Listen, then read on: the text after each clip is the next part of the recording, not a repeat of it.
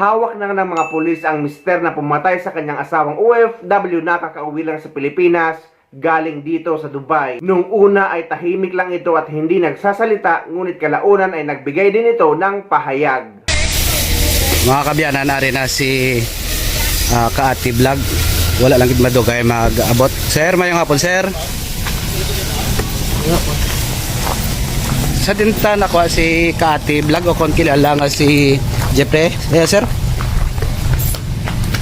Din sa nato nakuha. Sa San Rafael, sir. San Rafael. Sir Jeffrey, mayong hapon, sir. Pwede ta ka gamay lang, sir. Abi, sir. Mga kuha sa mga po kayo kitali. Kaya sa sa mga kuha ang sana yung kawan. Sige. Sige lang po ko lang. Pukulanay mo ko. So, ari sa disubong sa wireless MPS, no? Sir, gamay lang, sir. Paano tato, sir, na ako, sir?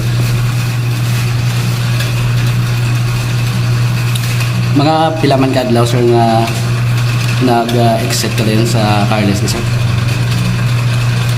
Ang una mo bla, sir, nga diretsuan, pagalin mo din sa wireless ang Domingo, sir. Ano natabo to, sir? Pag sa natabo to, Ilan po lang, lagi siyang dealer. Hindi, sir. Hindi ko din ba yan? Yabi ka pusas, paliyo ko kay Sulis. Ano din sa to, sir, ang gintunaan, sir, sa natabok na pagpanglot mo sa kami ko, Jeff? Lagwan na yun sa karsel. Nagtalangison to, sir, ang kabataan mo. I think ang subang, ang agot. Imo to bata, sir, ang agot, sir, nga manog silibrar sa birthday, sir. Pila na to katuig, sir? Ang pan? Manog pulo ng gitman to, sir. Ang present, hindi nung po, wala mo yabi mo.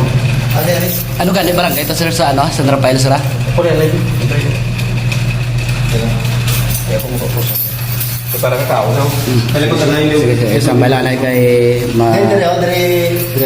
mapapanyaga para ito na kapulisan sa kaibigan Jeffrey. Natabidan. Parang Kung sabdo mo na lang yan nga ako sa Osgado. Wala na ako mga pumatigil-tigil. Ano sir, sir na ang nalapot dito sir sa pag-tiro mo sa thermal center. Basta nagugumang ko na gagawa na kapay sa magulang na ako, pagpunta ng mga sir, ang mga ako. Mula naman, niya pa bata. Masugod naman tayo sir nga makikulat sa Oo, good ko yan. Good ko yan. Kaya tanan ginapati ko na yan. Kung gumaway ako.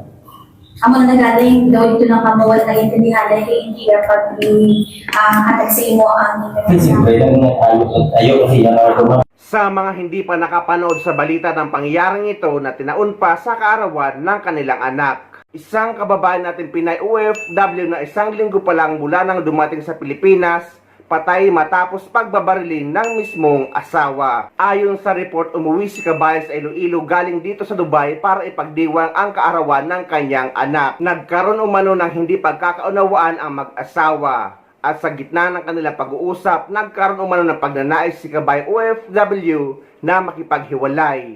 At eto na nga naging ugat sa nasabing pamamaril.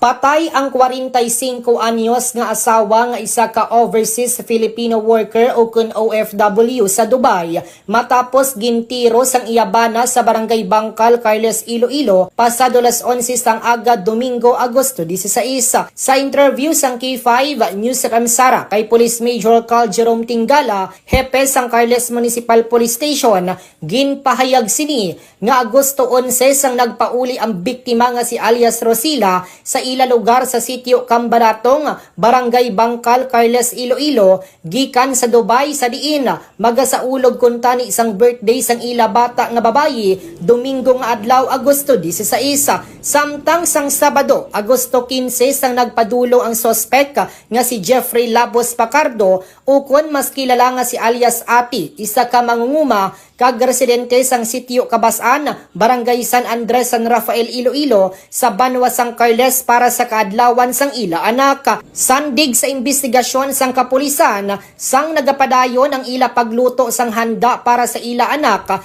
nag-istoryahanay ang mag-asawa sa idalom sang puno sang kahoy sang mangga, apang may natabo nga hindi pagintindihanay hasta nga nag-initay sila nga duha. Ginpahayag pa ni Tinggala nga nakig-istorya ang biktima sa bana sini nga luyag niya kuntani nga makigbulag, apang hindi mabaton sang sospek rason nga gulpi naghunos ini sang caliber 45 pistol sa iya slingbag kag gintiro sang makapila ka beses ang biktima nga gintunaan sang iya kamatayon. May igo ang biktima sa iya liog, likod sang lawas kag sa iya kamot. Ginhingagaw pa inidala sang Carles MDRRMO sa Isos M. Colmenares District Hospital sa Banwa sang Balasan, apang gindeklarar nga dead on arrival sang attending physician.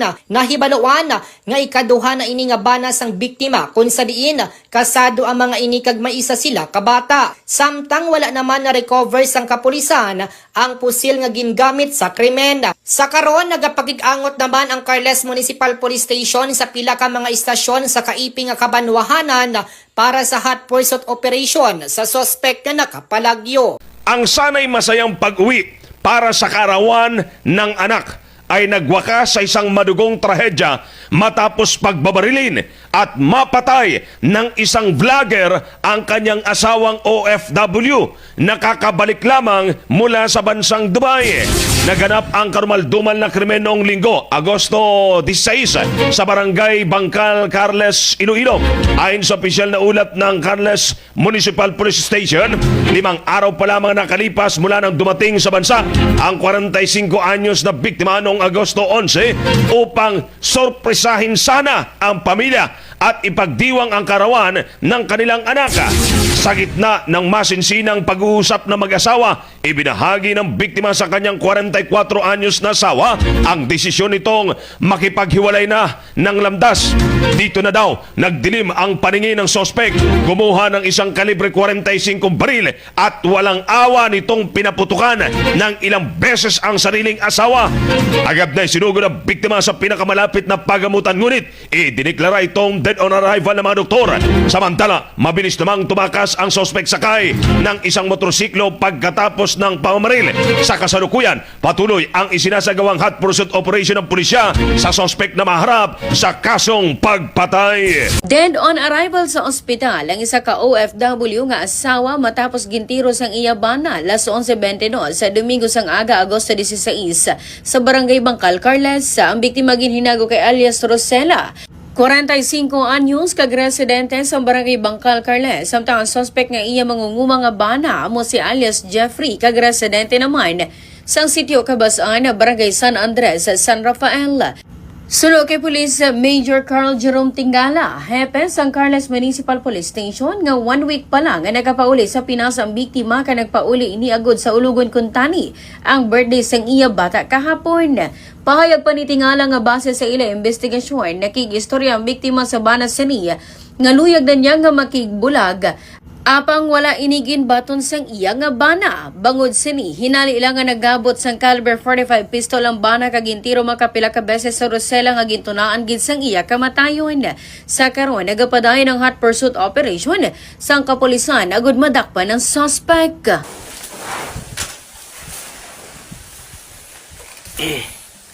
Mayong udto Philippines, no? Mayong udto San Rafael, bawo si ka-idol nyo. Madiga mo kay waita manog diga mo. Maluto ta sang tarong. Shout out kilita, no, sa Dayaday family, no, sa may proper ka San Florentino, no, do damo gidi utang tani sa Dayaday family, no. He did by atong pinalangga nga kaagawad to Joy Dayaday, no. Shout out ba kag dalas dason ta na lang. Solatorio family, no. Pang dalas dason ta na lang ni. Garbino family. Kag sa diraman sa piya nga grupo nga dayaday no sa isa ta pagay kagawad no si kagawad Herlin dayaday no kag Padura Family, Good Series Family, mga shout out anay subong mga ka-idol ay sa maluto tatang pinirito nga tarong ano paging apelyido da Bamo Family, Baulintig, shout out. Daras dason ta pagid sa Nuleng, Lanyada Family, Baudipuga, Barber Family, Baudipuga. Ano paging mga apelyido? Baudipuga. Padires Family, shout out mga followers ni mga followers. Ano pagid man? Do ano pagid nga apelyido? Do way na ta madumduman ng Darolio Family, kag shout out gid sa gwapuhon nga manugtughong ni Soon Janbek si Idol Jopet madamo gid salamat mga followers no. Mayong hapon San Rafael, mayong hapon Philippines nakaabot din man si Idol nyo di sa Carlis no. Subong ready ang sitwasyon dito mauran sa Carlis mga Idol. Hari na gid man ta malagaw tayo sa baybay ay matat mimo kay way pa di ang single mom tanga na pangita. Pinaglagaw-lagaw ka na kay way pa sa di ka abot ka sa tanay pa kami dawi na kay kuwani na sa baybay mga ihawa mo na yung mga pambot ito mga followers ko follow and like and share na ka mo dito mo ang tanan nga magyan sa follow kay like and share ka mo para ma-update ka mo kung hindi ka kadto si ka-idol nyo ate. Ako ay isang OFW, bayani kung ituring dahil sa sobrang hirap. Bayan ay nilisan, gagawin ang lahat para sa